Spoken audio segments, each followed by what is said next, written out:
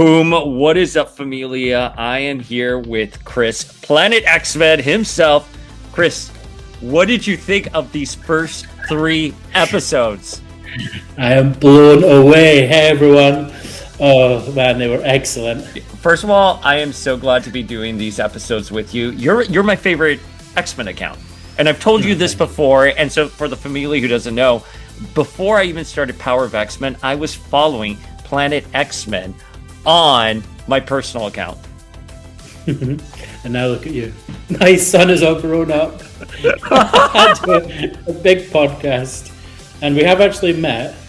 We have met in New York City, and we met Famke Janssen on the street of New York, where we just ran into her randomly. So it was serendipitous. It's all connected. This feels so right.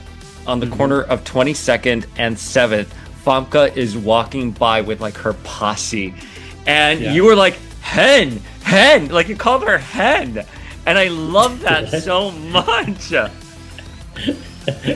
Gene and the Morlocks were walking. That's what you said. You said, hen, the Morlocks are taking you away. I remember.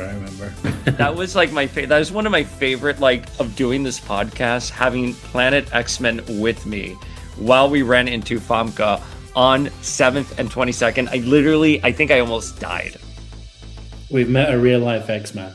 What were your feels on season 1? Did you like season 1? I loved it. Yeah. I mean, it was just like a love letter to us fans. I thought season 1 was. I watched it obviously when it came out, and I did literally watch it at 7 a.m. when it was released in the UK because it was winter. Do you remember it was like March? Yeah. So we were like an hour behind. So I remember getting up at 7 and I watched it before work, and I kind of watched it like half asleep. I literally just woke up and logged on. And then I did a rerun recently, and I could watch every little detail. You know, I did it on my Instagram where I rewatched it all, and it was even better the second time. I noticed things the second time, you know, little Easter eggs. You love an Easter egg. So, yeah, it was 10 out of 10. Chef Kiss. Every part of it, every X-Man, every character got a big role to play. Which, not what the fans have agreed with me, but I do think it was. Wait, what do you mean? The fans don't always agree? Some of the Storm fans, some of the Rogue fans, I'm sure they weren't happy with season 1, but I was. Obviously, there were some shocks. Gambit is no Gambit longer with us. We should say that we are going to be discussing spoilers here, obviously. But I think these episodes, especially episode 2, gave us a little hint that Gambit could be well on his way back to us. Maybe. Who knows? I mean, if you look at the titles of the episodes, we could have some hints. But in the X world, we don't know. We don't know what's going to happen. Gambit never died. And he was resurrected as a horseman after the 90s. So we'll not speak on it just yet, but it could happen. We'll get into that once we cross that bridge. But yeah, Gambit being a horseman of death was the Peter Milligan blood of Apocalypse or bloodline of Apocalypse? Blood of Apocalypse. Blood of Apocalypse. And he volunteered to become Death. He actually did not die. So the way 97 has potentially handled this storyline is actually really, really good. So we're really excited. Putting them out as a 3-parter, I thought, I didn't know why they did that. Now watching them, completely understand. Yeah. Well, I mean, they definitely left us wanting more. They probably want to get onto the ratings chart, so they have to have about 3 episodes for that, I believe. Kind of like what they tried to pull with Daredevil. But I believe the press screenings that went out, they got all 4. So there are people out there who've seen the 4th episode. And I mean, I don't know. After seeing the final episode this week, I nearly lost my mind. Although I felt episode 3 was a bit, I don't want to say it was weaker, but it wasn't the most interesting one out of the bunch. Still a solid episode, but I definitely was, I was ready to move on from Ancient Egypt. Yeah, I mean, for every blue team, there is a gold team. So, you know, Some of that cast is a bit. It's got the best X-Man, but it's also got Beast and the Professor. So, and it has Rogue and Magneto, which did not end great in the last one. I get where you're coming from, but it's necessary. It's Yeah, completely necessary to have the team back there, and we got to see Bishop. So I'm glad we saw them. Bishop, Rogue, Yeah. and Mhm. Magneto. I love. I'm on the fence about Nightcrawler. I think I have nothing against Nightcrawler in general, but I mean, in like the past, I'm like, I'm on the fence on. He's going to feel more like a prop. I think Nightcrawler's story it's going to take off in the present, and then yeah, like Xavier and Beast. I'm like, but Mhm. I love. I mean, my love for Lenore Zan, there's no secret to that. I think she does a phenomenal job, and I can hear the excitement in her voice. She's getting ready for a Mhm. big season. So The third episode especially did not really give us any callbacks to Rogue and Magneto. That seems to be none. brushed under the carpet. And Yep. Bastian was not the Bastian fight was not. How do you guys No. say it? Bastian? We say Bastion. Bastion, sorry. Bastion fight was not really referenced. Like Magneto just battered the X-Men, and it's not really even mentioned. So they're obviously either leaving that for later or it's just sweeping it under the carpet for now. It's not really relevant to. Yeah, they definitely picked up. But one of the things I do appreciate about this is that they just hit the ground running. And one of the things that I will say, though, that I did not like about last season was how quickly they burned through story arcs and the episodes. It almost felt like it was going so fast, you didn't have time to catch up with it. I do think they resolved some pacing issues here in these 3 episodes. Yeah, the pacing, they're only given 10 episodes. We know that. They can't Yeah. get 12. They would have had it if they could. And we needed the Madeline stuff because Cable is so important. We needed the Bastion stuff and we needed the Magneto stuff. They're all being paid off here in these episodes. So the only one, you can't drop the Storm storyline. Storm needed to do something. So, the Yeah. only bit that they could have dropped really was the Jubilee episode, half episode, but everything else was fundamentally needed for all this stuff. And the Madeline Pryor stuff should have been more than one episode, but there was a lot to get through. They don't know if they're going to get a season 2 when they're writing this originally. They just have to hit all the story beats. So I'm going to give them a bit of leeway. I think they did a great job. But they actually did Maddie really good in 97 season 1. That is the best the character has ever been treated. Not even in the own Mhm. comic book, in our own, I said our own, even in the comic books, she has never been given that much respect. And her first time outside of the comics, I want to say. She's never appeared in a game or a TV She's show or a movie, has she? Has she been in she the in the mobile games, in Wolverine? like she's never Yeah. been in anything significant. How about that? No. Yeah, No, wasn't in the original X-Men animated show. I don't think she was in Wolverine and the X-Men or X-Men she Evolution. wasn't. So this is their first shot at it. It's a tricky one because obviously in the comics it doesn't make Cyclops come off well, this character, and a lot of building had to be done around Cyclops in the comics for him to become likable again. So they need to come at it from a different angle in the show. And it's just blame Sinister for everything. So it's just like try not to explain too much. She arrives at the front door, deal with it. There isn't a 3-year build up that was in the comics, was there? So yeah, it's and that's been paid off here with Cable. That is what we're getting now in season 2. Our first episode is Days of Past Future, and this is the adaptation, essentially, of Scott Lobdell's The Adventures of Cyclops and Phoenix. Are you a fan of The Adventures of Cyclops and Phoenix? I'm a huge fan of The Adventures of Cyclops Phoenix. And can I just say, I really enjoy the titles of the episodes.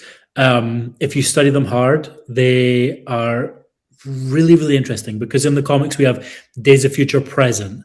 This is called Days of Past Future.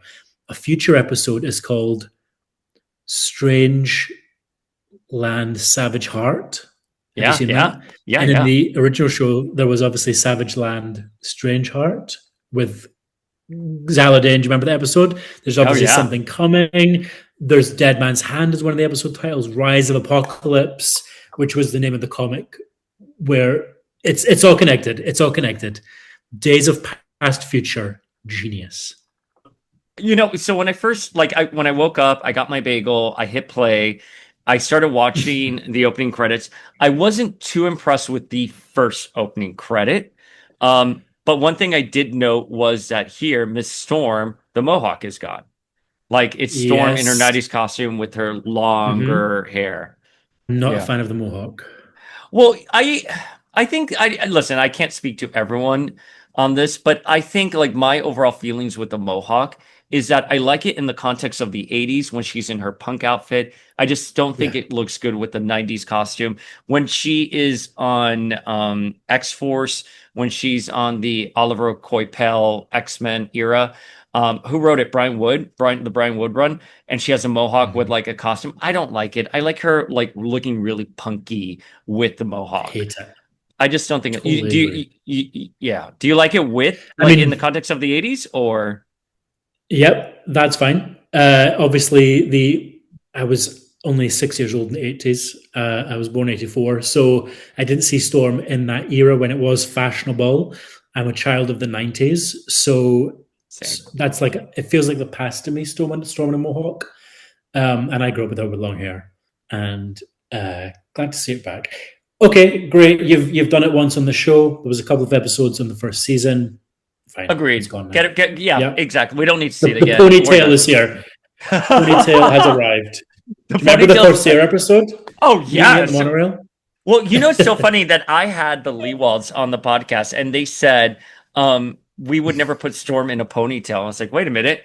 Wait a minute. She's been in the ponytail before in the Corsair episode in Orphan's She was End. sipping tea at the monorail. Yeah. Yeah. We Oh never man. forget.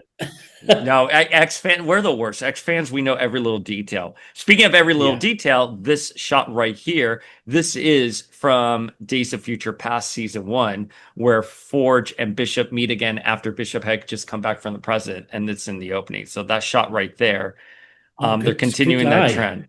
Yeah, they're Okay. continuing the trend, and that's Wolverine's adamantium because he had Okay. just been killed. Um, Mm-hmm. and then obviously here it's the future X-Men or Cable's future. I lost it. It was Cable's future team, which I love. And they're Yes, fighting Apocalypse for. there's Tyler. Yep. There's robots, apocalypse. Everything is ruined. No, Do there's you no know fun. do you know who those there's no do you know who those robots are? Are they just default for the No. show? Yeah, I don't think there's Yeah, anything significant with them. he's never worked with robots. There's Miss Storm getting her hair back. Now, this shot is very unique to the series. I thought it was very anime-ish, but this is the X-Men Mm-hmm. hurling through time, and I like that shot very Yeah. much. But yeah, nothing else to note on the intro. It was a pretty standard intro. Yeah. It was nothing new for now. So then we open up with Forge and Bishop deciding to go find the X-Men, and Mhm. gone is their board, which they had at the end of last season where they had all the different characters, and now it's just their The after Apocalypse. smorgasbord of mutants with Wanda and Quicksilver. They've been ripped down. Polaris is gone. It's just the missing. They had Iceman on that board too, and I think we haven't had it Who? confirmed in the movie yet, but Iceman, it looks like he died on Genosha if you zoom in on some of the panels of the trailer. So, but Iceman was on board, and so is Kitty. So is Kitty. Well, if Iceman, unfortunately, was only in one episode previously, so I won't spoil it too much. But his fellow mutants from the episode have just overtaken him in number count of episodes soon. So I don't think Iceman will be missed too much. Bishop and Forge, a callback to the original show. Bishop and Forge really don't interact much in the comics.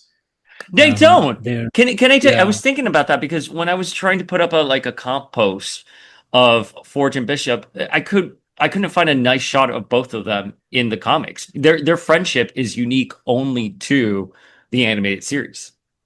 They teased a love triangle with Storm when Scott Lobdell first joined the X-Men back in what, Oh, 91, 92. Do you remember? Forge and then Mystique got involved instead of Bishop. It kind of almost hinted at Bishop and Storm and never came about. So that's really the only time I can think of I forgot the two. about that. Yeah, because You're Forge was with the absolutely, X-Men. yeah. But Okay. here they decide they're gonna go get the X-Men. I mean, we're jumping right into it. They're gonna go to the Mhm. past and the future. Forge is gonna go to the Ascani future because that's where Storm is, and then Yep. Bishop is gonna go to the past in ancient Egypt to get those Yeah. X-Men. Can I just say, I love Bishop. I'm so glad he's in the show. I'm so glad he was in season one, even though he disappeared to take Nathan into the future. I'm so glad he's here because I love his power. I love his look. I love his storylines, except one of them. So it's so good to see him, the first person you see in season two, you know? It's all about time travel. Bishop's here. Bi Bishop is the love. I started really reading X-Men books right around the time Bishop was introduced, and he was just so Yeah. cool. And then when he became bald Bishop, when he lost the mullet, Mhm. and it was like post Age of Apocalypse, around the onslaught, the dawn of the onslaught era, and seeing Mhm. that cover with like the Joe Mad with him and his power effect, and then his Age of Apocalypse counterpart, like that is probably one of those covers that like is ingrained in my memory and just takes me back to a certain era. So I agree with you, and Yeah. I think I'm hoping we're going to have a bigger role for Bishop this season. I get it. They had to respect, the comics by taking Baby Cable into the future, and the only way to do Mhm. that was via Cable. And Forge, I love that people are loving Forge on the show. He's not been too much of a main player in the comics as a main X Man. He's, X Factor or recent X Force. It's good to see him become a bit of a main character here. And He's they got a really, great power. I'm sorry to interrupt you because I feel strongly about Yeah. Forge on something. They really Mhm. fucked him in the comics after Astonishing X-Men. Remember when Mark Waid took over? Wait, is it Mark Waid or Warren Ellis? Man, Yes, I it get was them Warren confused. Ellis. It was Warren Ellis, Ghostbox. And they really made him like a crazy antagonistic villain. And I know he's been in Mhm. several titles since. Obviously, he was on Krakoa. He's in the new X-Force or was on the new X-Force. I don't think the character ever bounced back. This is how I like seeing Forge. Yeah, there was one arc that was really odd.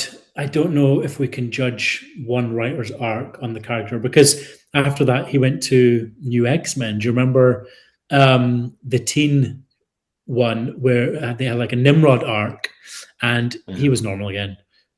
So I think they kind of just, I don't know which editor approved that storyline. I agree with you. It was very odd. Maybe they wanted maybe they wanted for Forge what they're having for Beast now in the comics. Does that make sense? That's fair. He Yeah. arrives in the future. There are robots. The generic apocalypse robots are attacking him, and the Yeah. X-Men come to rescue him. And there's Wolverine. Look at that. Well, robots are good because obviously this is a kid show. You can't say kill. You have to say destroy.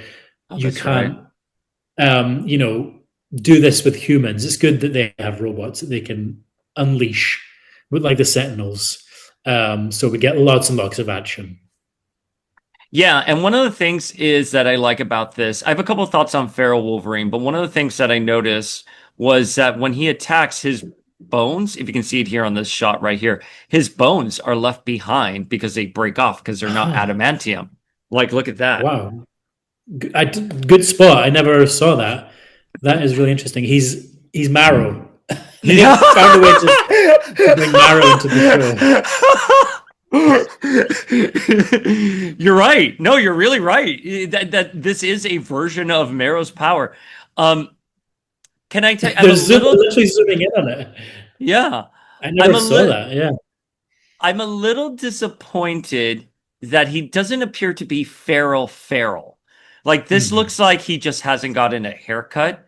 his body still looks a little like intact. It doesn't look like he's become more like beast-like. Um, Hmm. I thought he looked taller. Like there's a shot right here with like Forge. Hang on, let me see if I can pull it up. Where to me they looked like they were equal heights, and for me, Forge is taller than Wolverine. See? Oh, yeah. Well, we And are he's hunched referencing. over. And he's hunched over. Yeah, it does look like it. Yeah. We're referencing in the comic where Wolverine originally lost his adamantium and he became bone feral Wolverine. And it was really inconsistent with each artist. Some drew him without a nose, some drew him, with vampire fangs, big, these teeth. He had a bandana. He looked like a wild animal. And it just got phased out. And Yeah. then the big apocalypse saga happened to 12 and he was normal again. So I don't actually mind what look they go for here, because it was just so inconsistent in the comics. Yeah, I mean, listen, that's fair. It was never explained how he became more like humanoid again. Obviously, when he has adamantium ripped out, then he went to Genesis and the Dark Riders, and they further mutated him, so you knew he was mutated. But Mhm. precisely what you said, it was incredibly inconsistent. Yeah. Um, there's Storm and Forge together. What do we think of Storm and Forge? Okay, so can I tell you, when I saw the ponytail like this, obviously it's a reference to her Extinction Agenda costume when she was de-aged. But Yes. do you know the other thing I was thinking of was, and I have no tea, I don't know if this is going to happen, but the fact that they're setting up their romance like this and she has a ponytail, I think of that Mhm. famous shot where Mhm. Forge like proposes to Storm, and he's here like, you're always going to think of yourself, you're a goddess. And he leaves Storm, and then Storm falls to the floor, and she says, "I was gonna say yes to marrying you." So I wonder if we're gonna get a callback in later this season with Storm, like from this, with Storm wearing the ponytail on the floor, saying, "I was gonna say yes." I wonder if he's gonna Yeah. propose. Cut to Misty giggling behind a door. um, yeah, maybe. I'm not really sure. I'm still not really sure what happened with Storm and Forge in the comics. It's kind of vague. It was fast, then it was over. That's what happened. So this has kind of had more build up than the comics ever did. Agreed. In my opinion. Um, Storm for me, she's kind of like my own mother in the sense that I don't like to see her with anyone.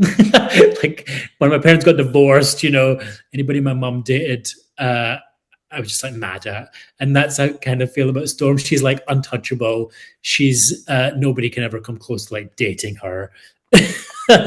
But she's obviously had the Black Panther in the comics, Forge, Wolverine, cringingly, Mm, and some mm. other little romances.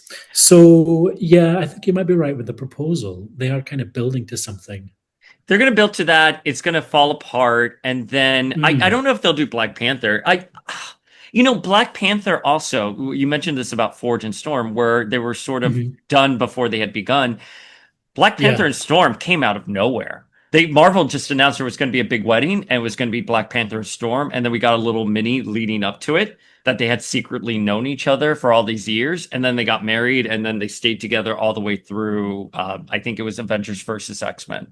Yes, it came out of nowhere in that sense. Yeah, I remember being disconnected with the storyline at the time when I was reading because I wasn't reading Black Panther, and that's where she disappeared off to. But she sort of appeared in X Men as well, so she was kind of still in the books. But Chris Claremont did write a storyline in the 70s with Storm and Black Panther, Mm. and they kind of retconned it in the present where Storm lost her virginity to Black Panther back then in Claremont's storyline. So they were building off that. It didn't essentially come out of nowhere, but it did come out of nowhere in the sense of there was no build up in the present. Right after this is my favorite shot ever, which is, which one's going to be? So this one right here, which is Scott, Jean, and Baby Cable. And this is directly from issue 2 of The Adventures of Cyclops and Phoenix. The Bull. We've got three random people who we never find out the name of. And yeah, Cyclops is on the bill. He's like leading it, obviously. Gina's playing Mother. She's not Cable's real mother. She's his stepmom. Or aunt, His mother technically is, aunt. yeah, his mother is obviously her clone. But it's a great shot, and I love that bull. I'm glad that bull still exists in the year 4000. In the comics, I believe it's a Mhm. donkey. It's a donkey because it is a biblical imagery of Nathan being Jesus, Jean being Mary, and Cyclops being Joseph, and it's supposed to lean into that idea that Cable is this messianic savior. And Cable was younger. He was younger because in the Adventures of Cyclops and Phoenix, they take it's about 12, if I remember correctly, it was 12 Mhm. years that they raised Cable. Like they arrive just after he was cloned by Strife, and then Mhm. they raise him up until his powers start manifesting. Yeah, this would be hilarious if this was Strife and they did a Strife storyline. I would love that. No hint to Strife at all here. I mean, let's see No, as we go through this breakdown, but I saw no hint at Strife. And he's appeared in the Strife has series been on the before. show. He has Yeah, been on the show. Yeah, so he's out there in the he's X Men somewhere. world. Yeah. So what else still exists in the future? Boats, trees don't really exist. Cushions exist, and tea exists. Good. So we're having like a couple's date here. Um, and then are you fast forwarding to? Oh, did you notice Scott and Jean are in their X Factor costumes? Oh yeah. And you know, it Yeah, took me a second to actually I when I first saw the character designs out there, I was like, nah. But there's no without any doubt that these are their X Factor costumes. Late yeah. stage X Factor costumes. Because it's not their first Mhm. ones, it's their second ones. No, yes. And I mean, X Factor, X costumes are not lying about in the year 4000. So Jean has obviously found a needle and thread and she has made those costumes. There is no X costumes in the year 4000. No, I mean listen, Storm this is, world. yeah, Storm is wearing her Shi'ar Saga traditional training costume, as is Wolverine and Forge. That is just his costume. He's matching. And one more thing about Forge. Sorry, did you notice she called him Daniel? Yeah, that's his name. I forgot that. Yeah, it Yeah. doesn't. It doesn't feel. I find it odd. I Daniel. know, same. There's some characters like you could call Jean Jean and you can call Jubilee Jubilee, but like Mm, calling Daniel or like Logan Wolverine, but calling Daniel to Forge, it feels so off. yeah. It took me, I want to even say because she mentioned it last season, and it took me a minute. Like it did Hmm. not register, and I had to go on Wikipedia just to confirm that Hmm. his real name is Daniel. I really like this scene because they're talking about how it's time for them to go back to the present, and Jean and Cyclops Hmm. are bargaining. They're saying we just want one more day here, and that they're raising Cable here because there's a prophecy, the Ascani prophecy, that he is the one that would rid the world of Apocalypse. And obviously, Hmm. this is not setting well with Cyclops because he does not want to leave his son again. I thought that was a beautiful character piece. It's a bit of a conundrum. Yeah, they don't want to stay in this horrible future, but it's the only place where Nathan is. So I was shocked that they were talking about going back so soon. This is like 5 minutes into the 10 minutes into the season, Yeah. and they're immediately to go home. I thought they were going to be all season there, especially from the previews that we've seen of them fighting another character. I thought that was I don't know what's going to happen. Is that Blob on the bottom with his head? It looks like Blob. Sorry, I just interrupted It's myself, like a but clone. It's a clone of Blob in the Ascani future, dude. This shot, I watched it and I thought there was something wrong with the animation. I was like, why is it a static shot? mm, Excuse me. And then as I stared at it, I was like, oh no, those are corpses. These are all yeah. corpses in front of Apocalypse's citadel, which it looks like a version of his Lazarus pit. Yes, it looks like Castle Grayskull, He-Man. Um, Yes. Oh my God, you're absolutely right. That is yeah, 100% the reference. yes. Here's Dude. it's called the Atlantic Basin, right? Yeah. So where are we? Like the USA? Yeah. There's a desert there, yeah. Um, Can we talk Apocalypse? I know we're going to get into Apocalypse, but this is obviously the first time we see the Apocalypse that we know. I'm often confused by Apocalypse's motives. Um, the one we're continually told is, survival of the fittest.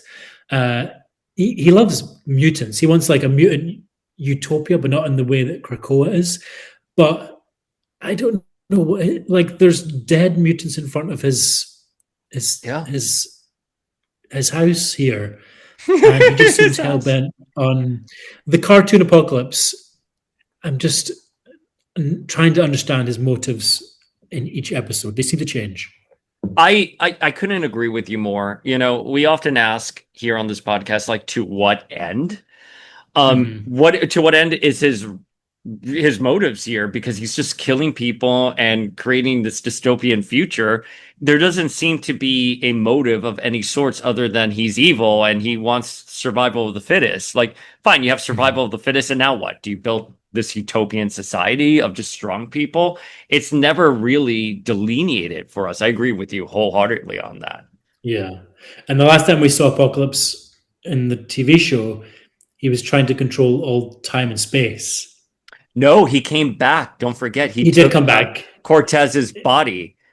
Yes, he didn't really like meet the X-Men though, or have like a there wasn't a big.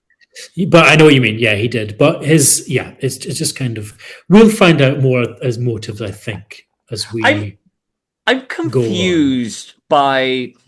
How can I say this? Because at the end of this episode, the future Apocalypse said, "How do you pronounce this character's name, by the way?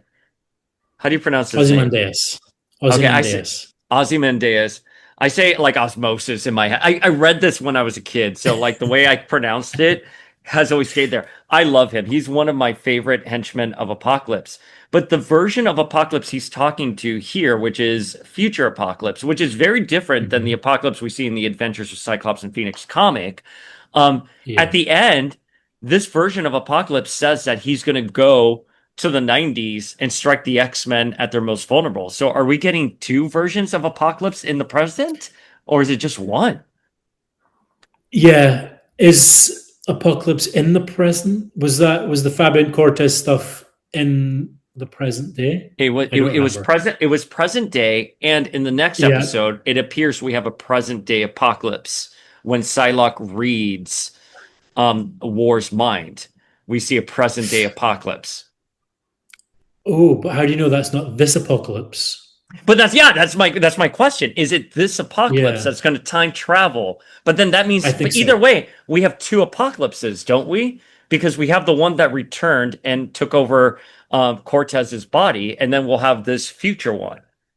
Mm-hmm. Does that make sense? I'm pleased. Yeah, I'm pleased with the show. They have been explaining things. I think either they will explain it or it will just never be mentioned, and we can just presume that he's resting this moment because he rests a lot. Yeah, that's no shade. He rests a lot. He needs to nap. He needs to take his naps. Yeah, being a celestial being is exhausting. The last thing I want to say about Apocalypse was that I think what they did really well on the show was show how terrifying he is. Like when we were getting the shot of them going up in the Citadel, and you saw the hands like reaching out, like the slave pens that obviously are present in Age of Apocalypse as well. I think truly a terrifying villain. Apocalypse is horrifying. We know that the show can do terrifying. The Shadow King with Mejnari. Yeah. Omega Red in Russia, like he was unstoppable. We know that the show can do good villains. I don't think Apocalypse has ever gone to the point of terrifying. I don't think he's even reached Bastion yet. I want to say Bastion. Because Bastion seemed a bit unstoppable in the last season. So I think we're going to get there with Apocalypse. I do know what you mean, though. It's showing that he can be ruthless. Little glimpses in this episode. Not the third one. So in this one, in this scene right here, Cyclops and Jean have decided that they're going to go talk to Mother Ascani because they don't like the idea of them having to leave Cable in the future, which makes sense. And then so here she is. Mother Ascani. Comic accurate, Jean already hates Rachel. So they've not even had a scene together, and Jean is like pushing Scott to go tell her that she should stop being upside down and get her shit together. It's comic accurate. I do not really like Rachel's voice. This is Gates Rachel. This is McFadden. Mother Ascani. We shouldn't really, but I think it's soft. I really had Rachel's voice kind of like a hard, gritty voice. Maybe the voice that Polaris was in the next episode was for Rachel. But I'm glad Mother Ascani is in the episodes. This is the only way to get Rachel into the show. She was in the original Apocalypse episode as a guest star, but Yeah. they cannot. It's too. We've got too far to do Days of Future Past again. You know, the comic where she was We can't originally do that. introduced. We can't do Excalibur, so this is really the only way that she's going to be in this show, and I'm okay with that. So I agree with you. We did see glimpses of her in Bastion's future in last season, but she did not As have a a hound. speaking role. Here, we finally get her speaking. It's never revealed that she is like really Rachel Summers or that she is a daughter Yeah. of Cyclops and Phoenix. Mother Ascani here, I like the design. I think Mhm. very comics accurate, doing more than she did in the original comic because she was taking a nap. Talking about people who sleep a lot. Mother Ascani just took a nap for like 15 years. She brings Cyclops and Phoenix into the future and she's like, LOL, now I'm going to go nap. She's very present in the story. And I think Mhm. her upside down with like the fire around her, obviously alluding to her ties to the Phoenix, was really well done. There are two ways that we look at this. We look at this as fans of the comics where we know who she is, and we have a wink, wink, nudge, nudge. We know who you are, really. And then there's people who have never read the comics that are watching this or don't know that deep of an X-Men lore, who just kind of see her as a future prophecy woman. Mhm. So it is, depending on who you are, you're going to view this character completely differently. Yeah, so Scott, Jean, and Nathan, Scott and Jean decide to hit the road. They're not going to Mhm. leave Cable behind, and they get intercepted by Apocalypse's forces, his final horsemen, because they want Nathan is going to be a vessel for Apocalypse. Mhm. These shock me. These characters are actually terrifying in the comics, and I was really surprised they appeared here. Jean is completely useless. She's one of the most powerful people on Earth. She could take all four of them down. She decides not to, for the purposes of the plot. I'm just joking. I love Jean. These characters are kind of cartoony here. They are not the people that they are in the comics, really. They don't have an edge to them in these shots, but I was still really shocked to see them. I was kind of like going back and forth on this the other day because they were revealed ahead in a trailer. And I thought, oh man, I love Uncanny X-Force. I didn't want them to burn through the final horseman in the Ascani future, but then it makes sense that the final horseman would awaken at the height of Apocalypse's reign in the Ascani future. So, I'm 50-50 on them being here. I did see a comment where someone called them generic horsemen, and I couldn't disagree with that comment more. Because when they debuted in Remender's X-Force, excuse me, they were so radically different than any of the other horsemen we have ever seen. And their powers were so incredibly unique. Like the drummer there, he's able to create famine with the sound of his beat. Pestilence is the geisha, and swarms of lotus come out of her mouth. It's very biblical. And I love them very much. I really don't think there's anything generic about a drummer and a guy on a flying carpet. These are maybe stereotypes of certain cultures, but they're not generic. No way. These are like exciting designs. Even the big guy is kind of cool with his I'm forgetting the axe. big guy's name. The show had only three options. I think they could have gone the Krakoa Horseman. Like war, like his kids. Do you remember those characters? Death. Yeah, yeah. These guys, which were in X Force, or just generic bad guys that were new characters to the show to take out Scott and Jean. This was the best choice. This is a great callback. Will we see them again? Even if we don't, I'm super stoked they were in the show. Same. I couldn't agree with you more on that. I think they just add a certain level of levity to the or gravity to this. So then we have the X-Men forming a plan with Mother Ascani, where they're going to need to summon a lot of energy. And this is where we find out later in the scene that Storm can control solar flares or solar, cosmic weather. And we have our first hint at Mother Ascani's actual real identity because she says in her timeline she has seen her wield that kind of power. And she takes off her hood. Mm-hmm. We got an explanation for how everybody got to where they need to be, which was good. They didn't leave it lingering. It wasn't vague. She just said, yeah, it was me. And she told Storm. We don't really know if Storm has told the others.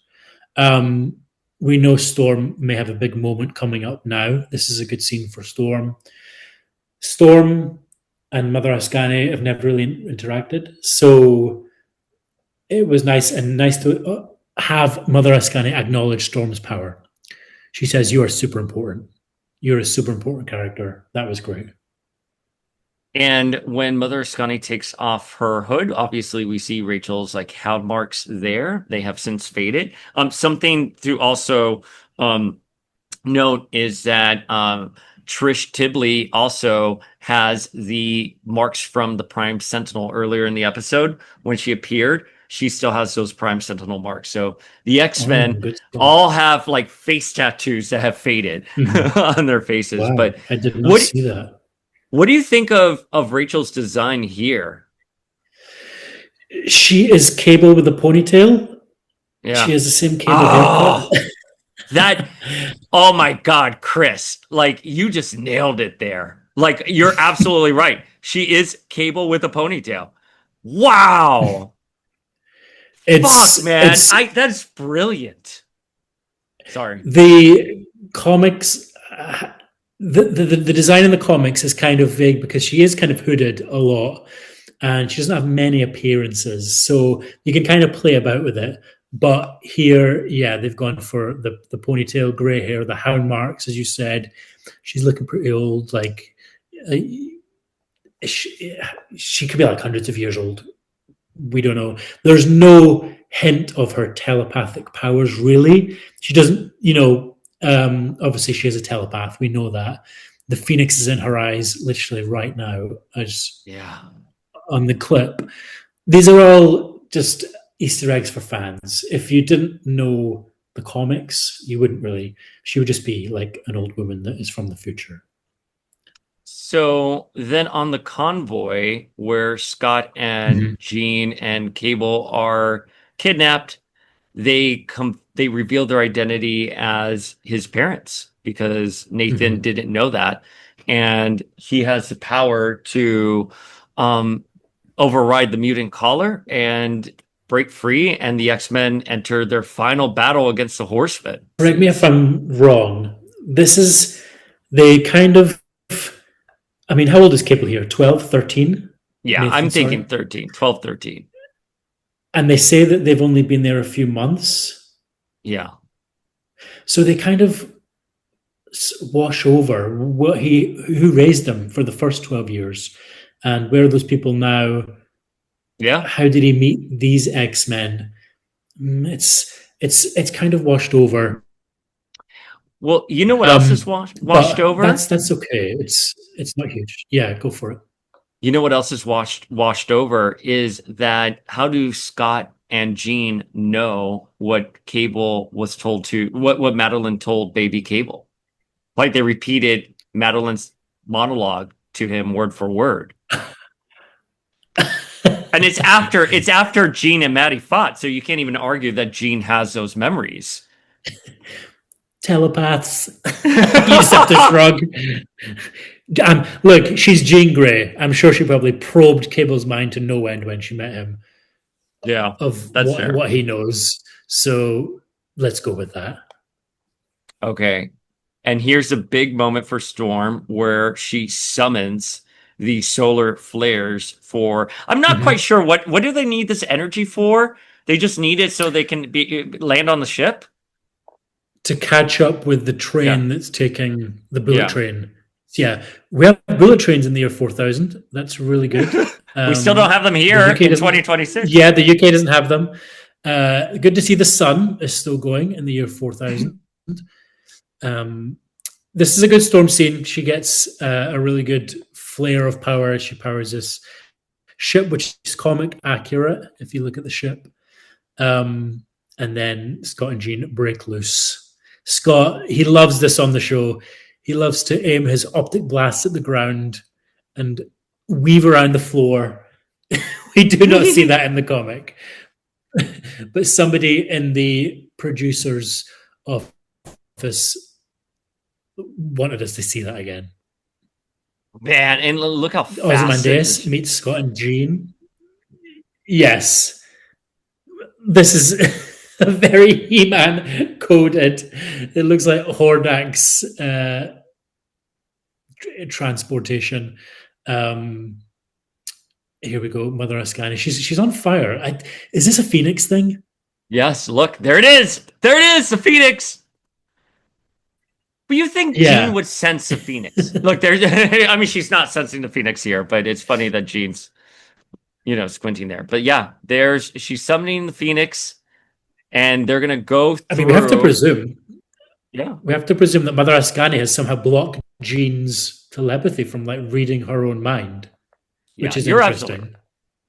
And then so here is they somehow they enter the Citadel, and then this apocalypse is like, I have to go back to the 1990s to strike them at their most vulnerable, even though they're most vulnerable here because they're dead. And then like, look, he just takes off. Look, he's just like, bye. He just leaves. I thought that was so funny. He had a teleportation device the whole time, and Ozymandias just left there. Yeah, why did he leave him? Yeah. Ozymandias is just like, well, fuck you, asshole. Like, this got a bit cartoony for a second. it did get very cartoony there because they needed to end the episode. They need whatever plans they have for this apocalypse. They needed to get it out the door. And then here are the mutants that were enslaved by Apocalypse, and Cable is now their leader. They're all looking at him. Mm-hmm. These are all no-name mutants, unless you spot anyone here. Yeah. They look kind of healthy. They all have haircuts. They don't look, they don't have facial hair, so they're obviously getting good nutrition and all that. They look okay. So here at the end, Cable meets Ship, where he's going to get his time traveling device, who is his companion when we meet him in the original series. And he puts his hand through there, Scott and Jean looking really proud. And then it ends with present day Cable assembling X-Force. I'm just going to cut right here to see if we have. Here's his little file folder. Yeah. He has his Mother Ascani haircut. Top left, Apocalypse is in a window. I know he has like a photo of Apocalypse in. Is that from the original series? Like, I can't remember. Like on Muir Island. Oh, maybe, yeah. I don't know. I don't think could be. Who knows? It's just hysterical that someone took a photo of Apocalypse's silhouette. Well, Scotland is circled on the map, so maybe. Yeah. So then, obviously, we saw the horsemen here. The layout to the ship. Nothing major here. Rough notes. Did you read his rough notes? His little diary. Let's see right there. Like dormant time. Has many Lazarus chambers. They are the secret to his longevity. He uses them for hibernation. Which that's what he He's said in Beyond Good and Evil. Yeah. Oh, yeah, yeah. And he has a timeline on the right page: Yeah. Stonehenge, Paris, Friends of Okay. Humanity, New York. Yeah. So that's all the times that Apocalypse was in the original Yeah. series, and then Hmm. obviously it ends with Ruins of Genosha. So they know, Cable knows that Apocalypse was on Genosha at the Yeah. end of season one. So that's confirmed right there. And so now he's going to look at some recruits, because if you're going to assemble the deadliest X-Men team ever, you're going to need Psylocke and Archangel. Hmm. But most importantly, you're going to need Jubilee. She's the only one left. Jubilee and Sunspot. What did you think of She's the this only closing X-Man scene? left. What did you think of this closing Loved scene? it. Psylocke and Archangel have been on the show before. We know that. This, I hope we're going to see a lot more of them. They are great characters. In the 90s, they had a relationship, so this completely makes sense. It was alluded to in the original show, and there's Jubilee, there's Sunspot, there's Kandra at the bottom. Yeah, yeah. If you look closely, there's War, who may be coming up. Cable has files on everyone. He has a little file of facts, which was big in the 90s. I know. You're with your little tabs. The person with the X on it, is that the Mhm. identity of the person Apocalypse had when he was unleashing the virus? That was like the human form Oh, he had. I'm yeah. forgetting the name of the Yeah. character, Yeah, but you're I'm right. pretty sure that that's supposed to be him, and he was taken out. Kandra in the anime series, she's the external, right? Yes. She's She's the external. external, like Celine, yeah, and Yeah, Cruel. Here she looks more like from Gambit's Thief Guild. Do you remember when they were on the yeah. show? I lost it. Hang on. She looks like that. But Yeah, um, but there we're she supposed is. to be looking at Jubilee. We're not supposed to be looking at all the others. That is a great shot of Jubilee and Roberto. Like they look great there. Like Cable is a good photographer. Like he has got some great shots, doesn't he? he does. We've seen And his smorgasbord of mutants.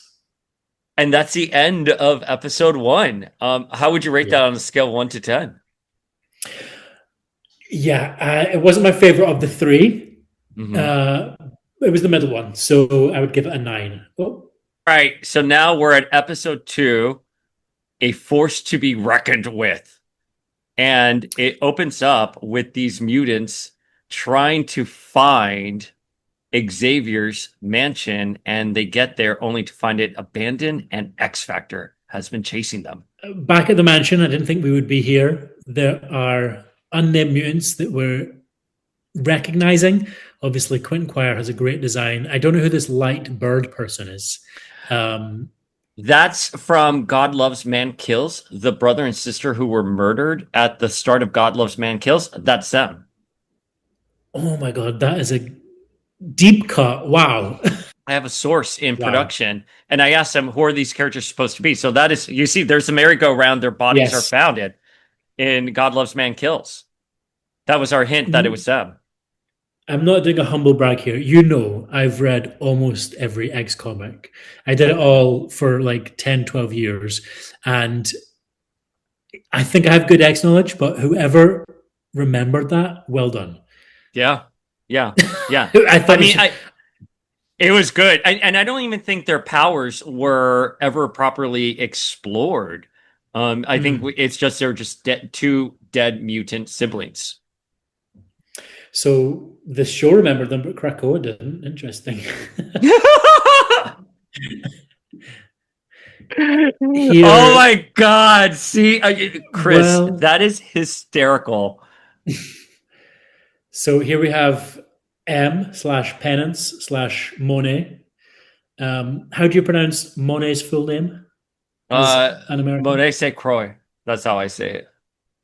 How do you Okay. say it? I say Saint Croix. So you're probably right. I mean, don't let my American accent. Well, I'm wrong on some things. I still say cinch for Oh, sink, yeah. I which is mean, the I do biggest one I too. think I mispronounced. Yeah. I do Quentin too. is here. Yeah. And there's Wing in the Uh, center, brother and sister from God Loves Man Kills, and then Penance Monet, Wing, and then Kid Omega with the Dark Phoenix shirt. how did Monet hook up with these people? I, she's not known for having friends. I agree. Interesting. There's another character who I want to bring up later who I'm like, why are you here? Because it doesn't feel right. But that will be later.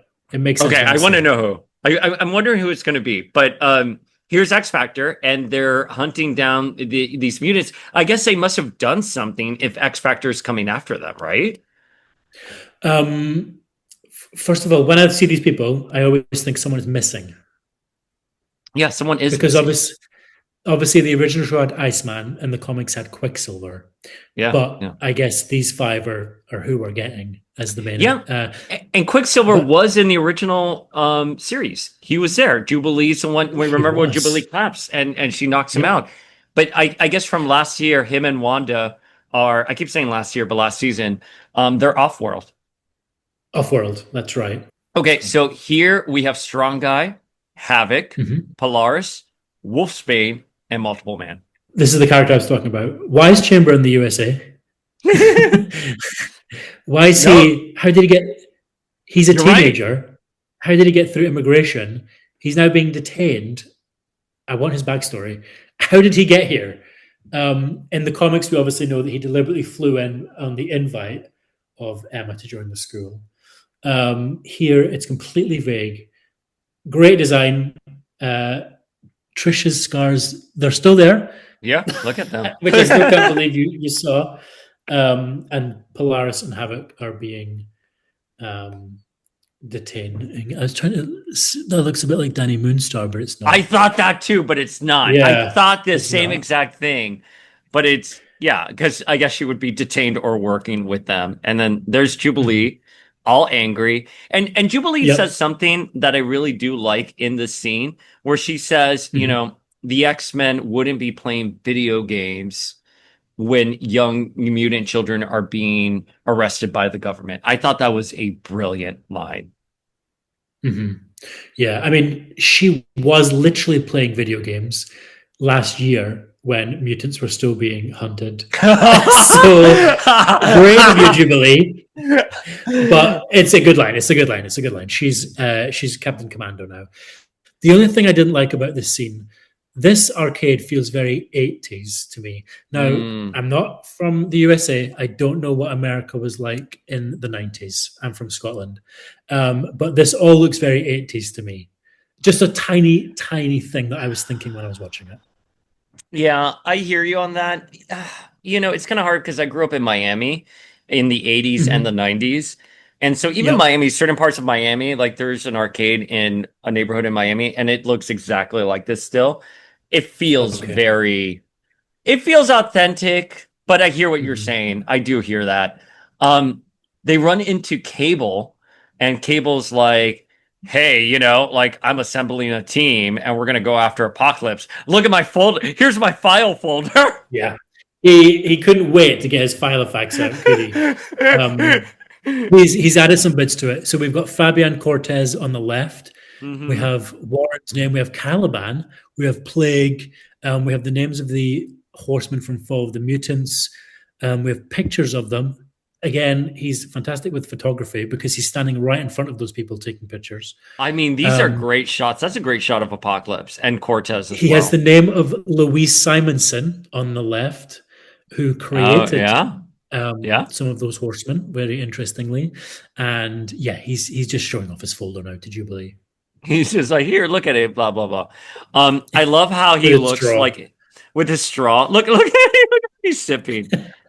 Um, I try to find a panel with Cable in a similar outfit. I don't think I've seen Cable wearing a hat with a jacket before. I'm not saying it doesn't exist, but there's no notable reference for this one.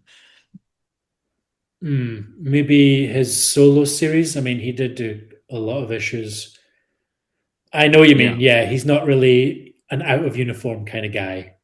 Like he has like civilian clothes, of course, but like not like this one with the hat. Like this feels unique to Yeah. the series. But if anyone listening knows, like please hit us up at Power of X-Men and Planet X-Men with the Do you think reference. he was thinking, I'm going to have to cover my mother Ascani haircut in case anybody recognizes me? They're gonna recognize me as like Rachel's little brother. Um, I guess this is the first. Cable copied Mother Ascani's haircut because Yeah. he didn't have that in it as a kid. So he is the copier, not Mother Ascani. Well, That she's a is telepath. Maybe she saw it. that is hysterical. I've never, I can't unsee this. Like Mother Ascani is basically girl Cable. Like that's it. Like that's perfect. Watch later in the show. We'll look at Cable's hair. It's the same haircut. So Cable is like, "Hey, I'm assembling a team," and Jubilee's like, "Does this team's got a name?"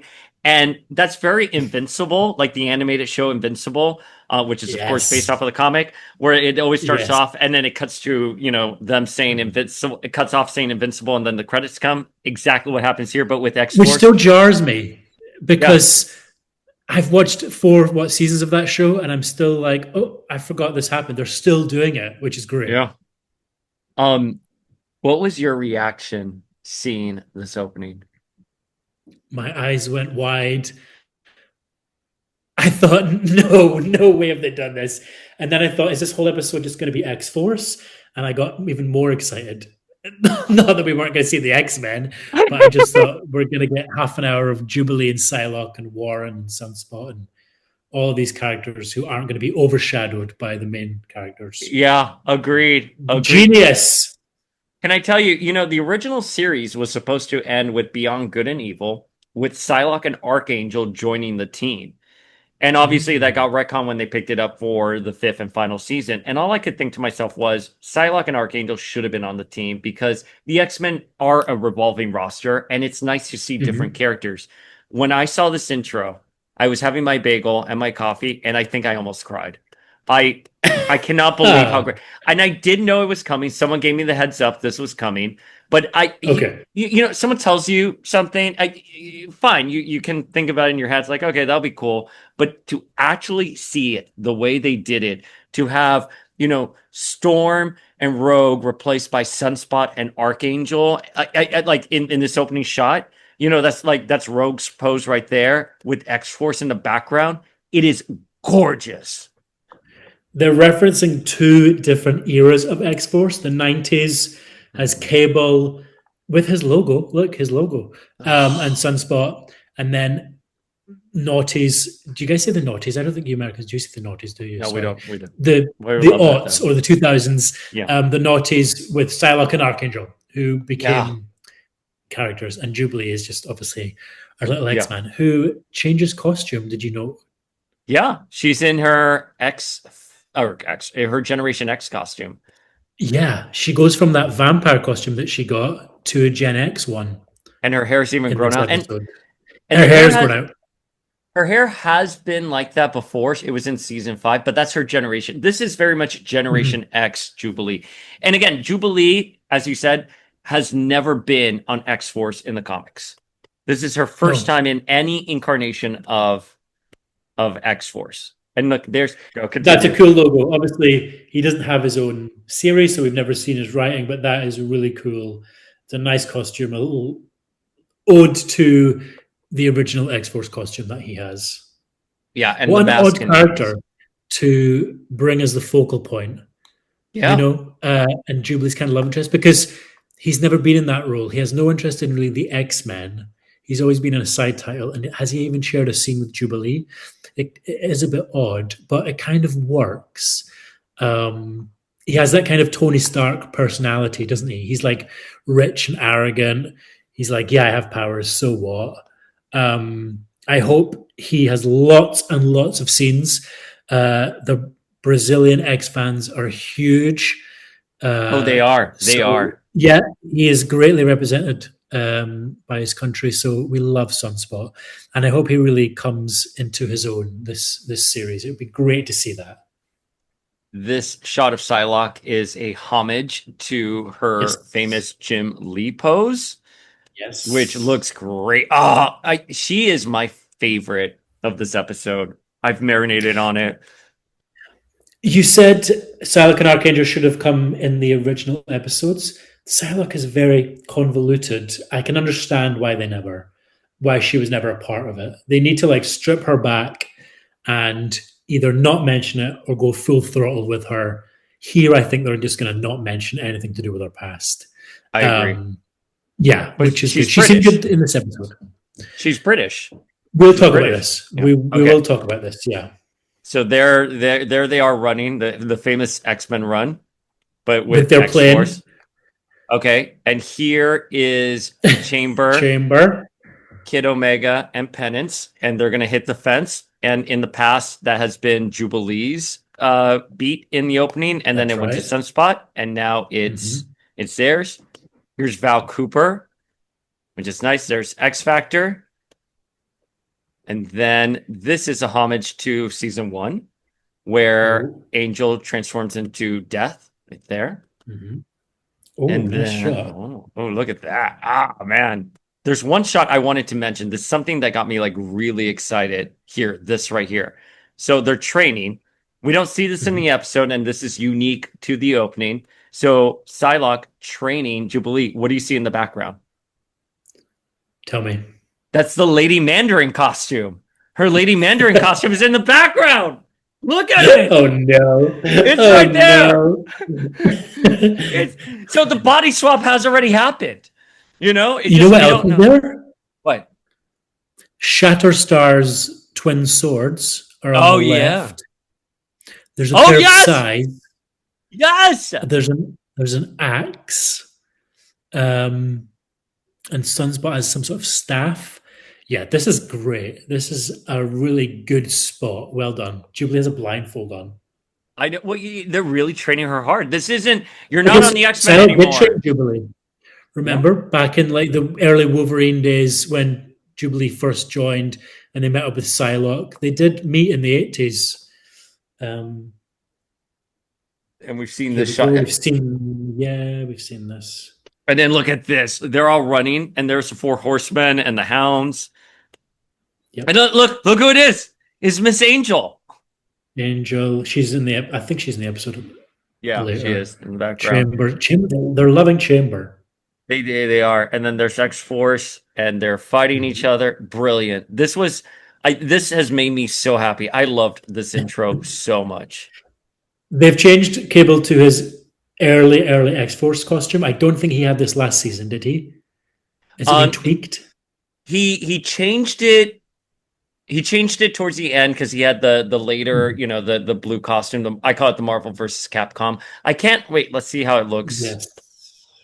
This is his Rob Liefeld costume he has here, which I'm not a fan of. It's been updated greatly over the years, but it's a nice nod to his first appearances. Wow. Like, look at Psylocke there.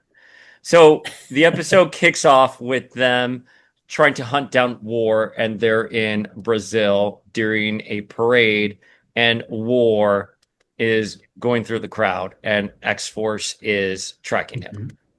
I really wanted to see Warren with his hair. Do you remember when we first saw him? He had the blonde hair. He had like the more angel costume with the halo.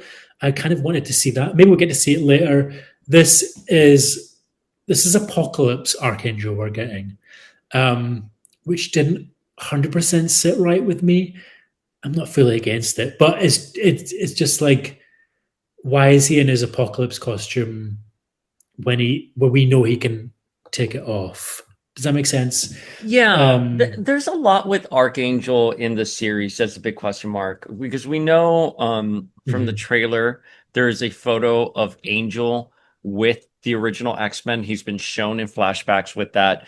By the time he meets up with the X-Men in the original series, his storyline is only just trying to get vengeance from Apocalypse, which I get. I mean, Apocalypse really fucked him over, but there's not much more to Warren that we get to explore as a character. Mm-hmm. I really love this character in the comics. He has a rough time of it, maybe in the last 20 years, but I think he's a great character. I'm really glad he's here. So they're hunting down War. And this is our first glimpse of badass Jubilee. Jubilee really shines in this episode. Absolutely. Like, this has made me a fan of Jubilee to a millionth degree. Like, I always kind of liked her. I thought she was annoying at times, but this episode is how you write a good Jubilee. And look at Psylocke. Oh, They that Jubilee is an odd one because in the comics they fumbled her to the point of I don't think they can do. I don't think they can progress her that much anymore. They had a chance, after Generation X to do something with her, and they didn't. Um, no. Everybody wanted Jubilee's powers to, be something more, and it's just still fireworks. And then she became a vampire, and that whole storyline. Maybe she has some future storylines, hopefully after this show, this series, because she's a great character. Like, Well, they used her so well, and like the way Sunspot and her do like a version of a fastball special, and she just punches mhm. War like that, and the way she like does the peace sign and everything, like it completely owned this intro, and Psylocke as well. Jubilee, it's funny because she started off as like the Bart Simpson of the X-Men, just like always like with a wisecrack. Like she really pissed me off during the Felix Covenant. Like the things she used to say to Emma Frost, you're like, oh, look at this, Frosty. You have your own little hideout. Is it because all your students are dead? And I'm like, respect Emma Grace Frost, Jubilee.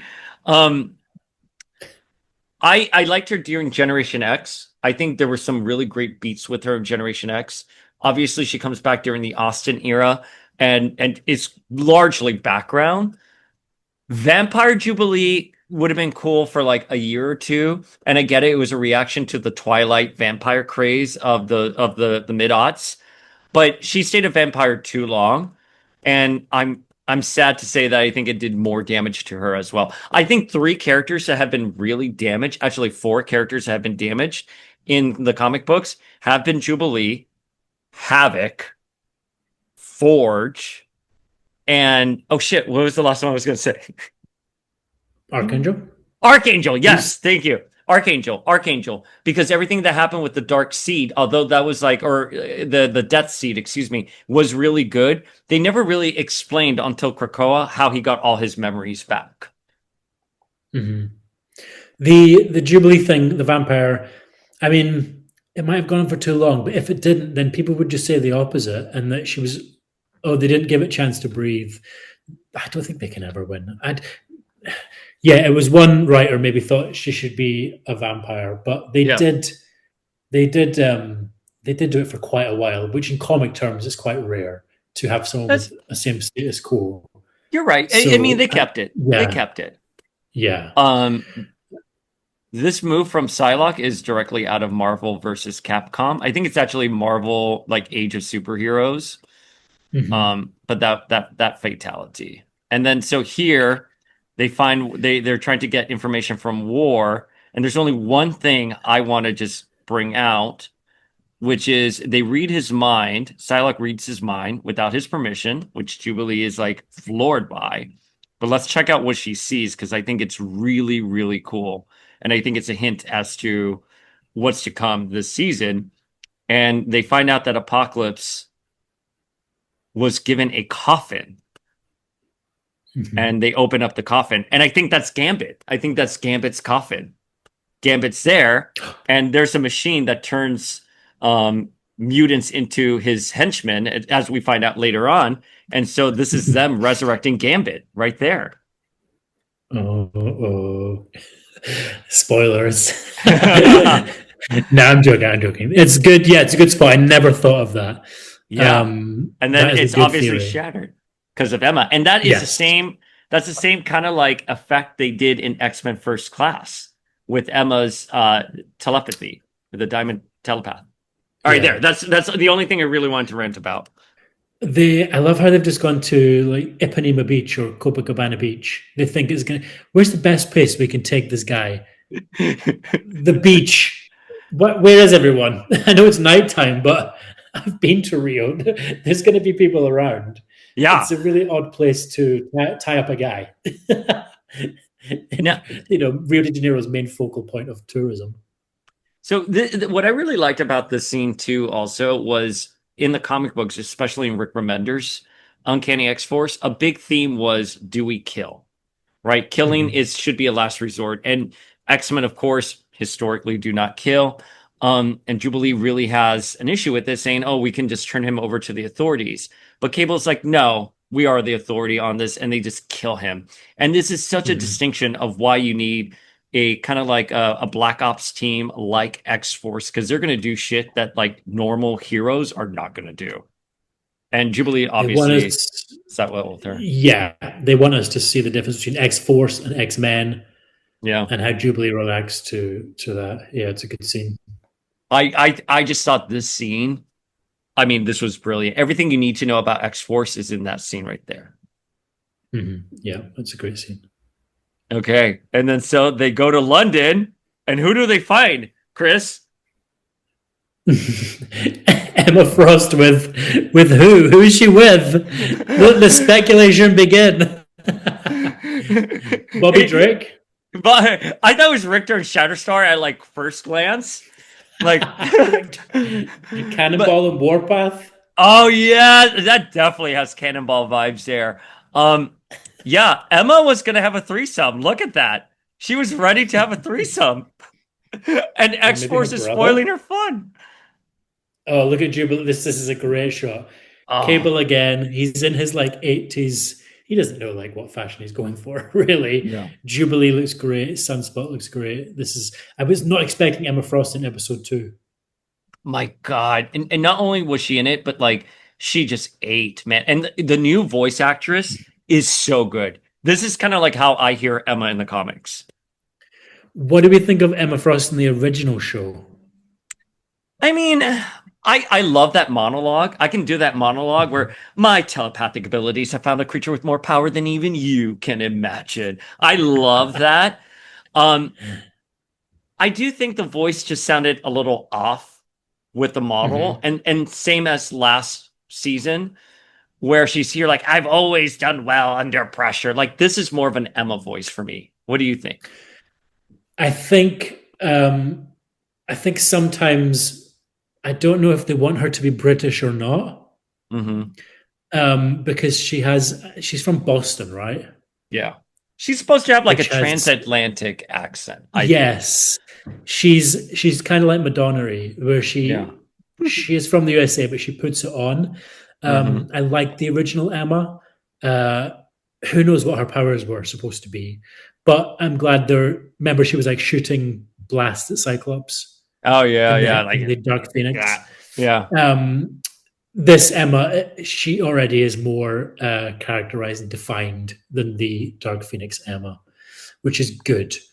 Where are they going to go with her? Really interested to see. Yeah, she I think Emma here, like first of all, I love that she's hitting on Cable and she says, "Hello there, dog. I'd like to hear your wolf," whatever she says. I was like, "Stop it, Emma. Emma is so like horny in this scene." Um in And more Warren. since and Warren, yeah, she wants Warren and Cable. In more since X-Men though, when she's in the taxi cab, is that Mhm. where it said that? No, the taxi cab driver says, "Is that an English accent, honey?" So in the comics, exactly what you just said, Mm. it is canon that she has an English British accent. However, she is from Boston. So at best, it's transatlantic, but she is 100% putting it on. Interesting. Yeah, because obviously the comics came after the 90s show Morrison's run. So that's Yeah. interesting. Yeah. And I don't know if was it ever established previously, like when she was in New Mutants and Generation X, that she had a British accent? No, not really. It was only She's Morrison the first time that they actually yeah, said you have a she's British really accent. she's an odd one for this show because she was literally same with the cast of Generation X. They were debuting during the original show. Mm-hmm. Mm-hmm. So, and like Emma, she was just becoming an X Man during the original show. So it's really hard for them to take any of those characters anywhere. And now they have established everything else. So they either have to retcon her or I don't know what they're going to do here. If she's going to become an X Man, it's going to be really interesting. She is one to watch, I think. Yeah, I mean, listen, the fact that they casted a new voice actress for her, goes to show that they really wanted to put her more than just background character.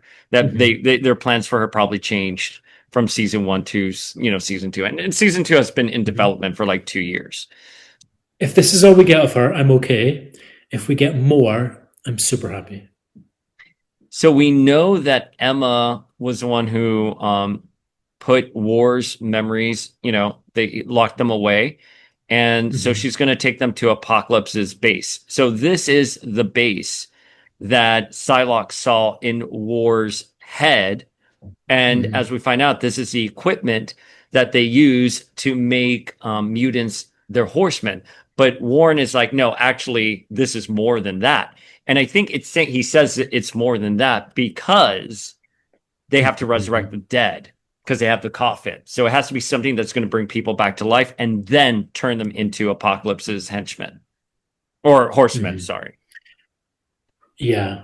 I keep thinking Polaris as well might be in this, but this is going to be more apparent this on a second rewatch of the show, all these scenes, I think.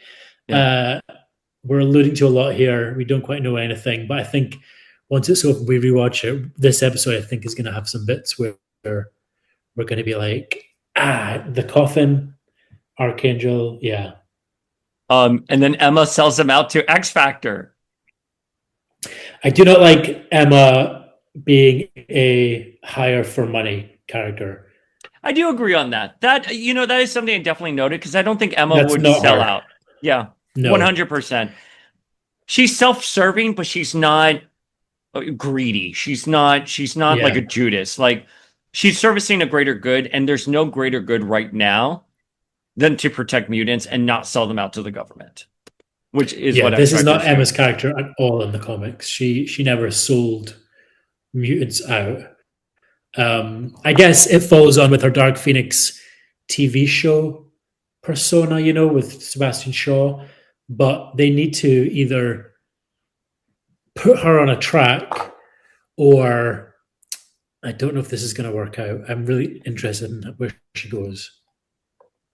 Yeah, let's see where they go, but we get an X-Force, X-Factor fight here.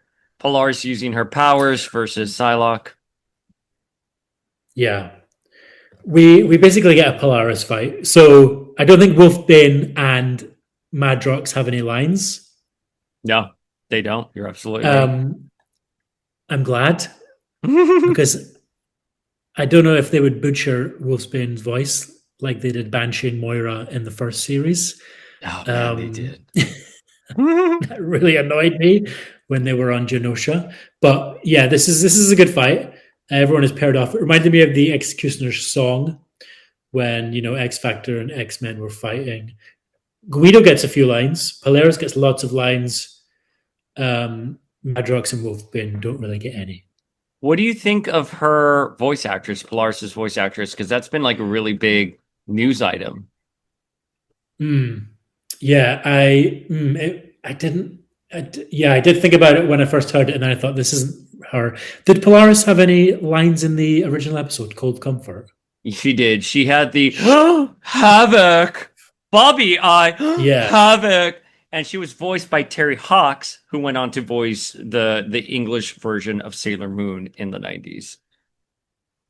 Oh, okay. I did not know that. I maybe thought it was like the same actress as Vertigo from the Nasty Boys, but no, it's just in my head canon. Yeah, I thought, again, Rachel and Polaris' voices, they could have been switched for me. Polaris was originally, I think. She was originally, Neve Campbell originally was cast as Polaris. She was, she's no longer with production. So the fact that they hired a celebrity like that to voice Polaris means that Polaris is going to get a bigger role. So this is our first taste of Polaris. Yeah. Again, I just keep thinking she's going to be a horse woman. I agree. Yeah, I don't know, but that sounds like if you're doing Apocalypse, that seems like where she's going to go with this. Yeah. These scenes we're seeing are probably the first time the voice actress has been in the booth saying her lines as Polaris. So the first few scenes are obviously going to be I think we're going to get lots more to the character. She's the most interesting one of the X Factor lot. Oh yeah, Um, 100%. Like you can tell, yeah, the writer loved her for this. And so the fight with X Factor and X Force culminates with Jubilee being abducted, and she's taken into interrogation by Havoc and mhm. Polaris. No scenes between Polaris and Archangel, No, none, none. And you even though think, apparently they were both original X-Men, as they keep saying. yeah, I don't know. It is one of the greatest inconsistencies on the show. I don't know if they're, I hear some people say that it was actually Mimic in that photo. I mean, we'll let the show tell us, but like it was very inconsistent in the original series, and it seems Mhm. to have carried over here. Why? So we'll see where it goes. But I love Mhm. that Jubilee calls Havoc knockoff Cyclops, and that is one of the other mysteries that the show does acknowledge, that they have some kind of history together. Obviously, they're brothers, but has never addressed. They've never addressed that. Yeah, because Scott knows he has a brother called Alex, because we Yeah. saw in the Corsair episode. But I think it's going to come out. Agree. It's only a matter of time before they do that. But Jubilee like literally lays into Polaris, saying that she used to be an X-Man, and how can she allow this to happen? And you can tell it really affects her. And then Havoc And escorts this, her to the cells. he escorts her to guest star galore alley. So we Yeah. can already see Nature Girl, iBoy, Yep. Cinch, or Yep. Sync, Kid Quentin, Omega. Dust. Keep playing it, and we'll get the Cuckoos, Anole, Chamber is back, Monet is back. All right, there they are. Who are those Is two it in the background? Mondo, maybe? Oh, you're right. That you see, if that is Mondo, he should be wearing a Hawaiian shirt. Yeah. Okay, that's Sync right there. That's Kid Omega, and Mhm. who's the one? We'll call him Mondo. Who is that? The Aqua person hanging out to him? Just generic mutant? A female Sammy Squid Boy, maybe. That's what I was thinking. With Classic Dust. on the show. He's been on it lots of times. Yep, that's Artie, and He's been on it then more than Iceman. yeah. And then there are the cuckoos. They're separated and they're not happy. There are How three many? cuckoos. There's only Yes, three. that's right. There's Monet only is three. there. There's Loa. Yeah. And then let's see, who else do we have here? Yeah, so many cameos. And then there's Angel with one. Well, it looks like there's another cuckoo, because there's Havoc. Angel behind Havoc. Oh, There's a sorry. cuckoo Female angel. Sorry. Female angel. Yes. and an Angel right there. So that's at least Um, four cuckoos that we have there. Havoc does not come off well in this episode. No. And that's sad. Yeah, but Havoc's another character. Oh, there's what's her name from Onslaught? Yeah, Nina. she was also in the Nina. Marvels and Hunt for Xavier, Nina. Nina. There she is. Nina. Mhm. And do we know who that is right next to Nina? No. I don't know who that is. If Apart from anyone knows, Josh. Sunspot, the New Mutants have really gone the way of Kitty Pryde. Yeah. I mean, we got a tiny bit of Ileana as Morph, Yeah. but that was it. I don't know where Morph got his reference from. Yeah. Well, yeah, Morph, like, I couldn't agree with you more. Like, where did Morph get that reference from? And then Colossus in a, like, costume, you know? Mhm. Okay, so this is them saying that Jubilee can take care of herself and not to worry. And then here's Polaris, who's Mhm. going to free Jubilee, and she's here like, you have 5 minutes. But like, Polaris, you just like gave yourself up in front of the camera. Like, they recorded you taking out the camera, and now Jubilee's like been able to come free. This, I have to say, Jubilee fans, she has never Mhm. had a moment this big before in anything. Like, this Jubilee fight sequence with the music is perfect. Jubilee fan. Yeah. You said plural. There's more than one. I'm joking. I love Jubilee. I'm joking. Polaris, this is the beginning of Polaris's arc. You can tell. Yeah. She's going to come back for sure. And Jubilee busts everyone out. Look at this. I mean, it's just the way they did this, Yeah, and her boots have rollerblades in them, which Psylocke 2.0. yeah. I mean, you can tell Psylocke really trained her. Like, look at that. She does take It's some legs. She does take some shots. She is not invincible. Um, it's just so well done. I honestly was just floored watching the scene because I was not mhm. expecting it. You know what I mean? Like Jubilee fans, like fan, like are not. Oh, there's Chamber. There's Chamber. Yeah, he's got love in his eyes. But like Jubilee's never had a moment like this. I can't think of a moment like this for Jubilee. Yeah, maybe like the Oh, Mojo episode. Anole. no, Blob or Glob, The excuse me. Cuckoos weren't bothered about being reunited. They don't care anymore. They're like, we're Yeah, over it. Glob. Love is there. Pixie, Yep. you can see her wings there. So they So captured a lot of mutants.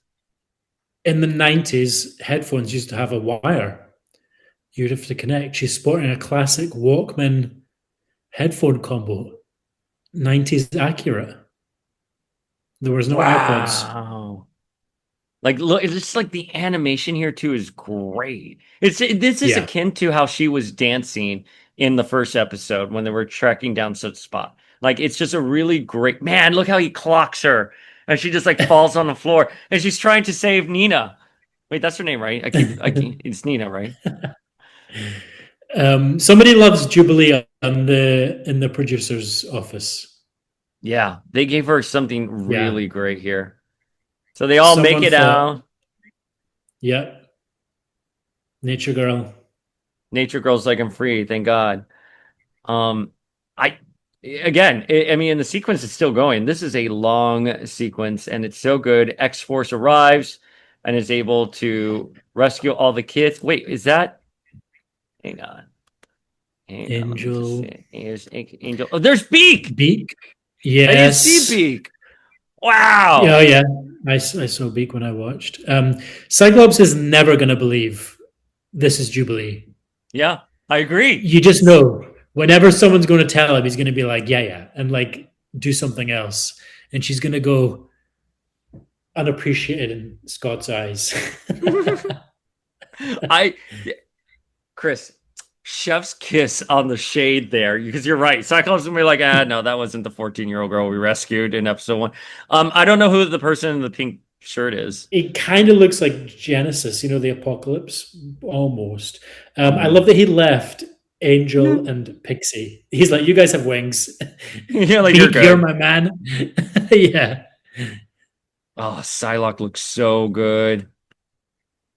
Okay, who else do we have? Oh, and then here comes Val Cooper, our first time seeing Val Cooper. Obviously, the Ponytail. work with ponytail in her X Factor costume. She looks really Hmm. great. And this is the final like finger to X Factor and everything that Jubilee has gone through because the fight is now over and all Jubilee needs to do is throw herself out and then Sunspot will rescue her.